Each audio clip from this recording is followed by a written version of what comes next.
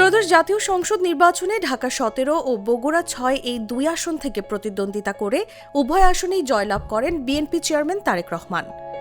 আইন অনুযায়ী একাধিক আসনে নির্বাচিত হলেও একটি আসনই ধরে রাখতে পারবেন তিনি।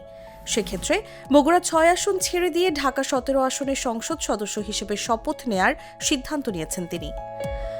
বগুড়া ৬ আসন ছেড়ে দেওয়া সংক্রান্ত একটি চিঠি নির্বাচন কমিশনে পাঠিয়েছেন তারেক রহমান। আসনটি শূন্য ঘোষণা করার কাজ করছে ইসি।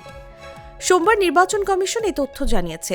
ইসি সিনিয়র সচিব আক্তার আহমেদ বলেন, বগুড়া ৬ আসন ছেড়ে দেওয়া সংক্রান্ত চিঠি আমরা পেয়েছি, তবে এ সংক্রান্ত গেজেট এখনো হয়নি।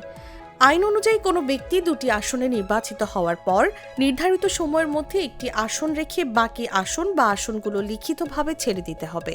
আরপিও অনুযায়ী ধারা ১৯-এর ১-এর ক্ষয়ে কোনো ব্যক্তি একই সাধারণ নির্বাচনে একাধিক আসন থেকে প্রার্থী হতে এবং নির্বাচিত হতে পারবেন। ধারা ১৯-এর ২-এ যদি কোনো ব্যক্তি একাধিক আসন থেকে নির্বাচিত হন তবে তাকে গেজেট প্রকাশের পর ৩০ দিনের মধ্যে লিখিতভাবে জানাতে হবে তিনি কোন আসন রাখতে চান।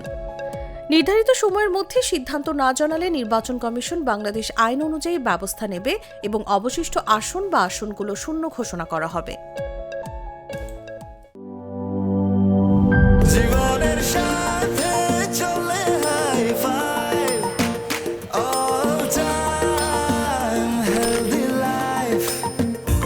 নিশ্চিন্তে খান, স্বাস্থ্যকর অল টাইম পান।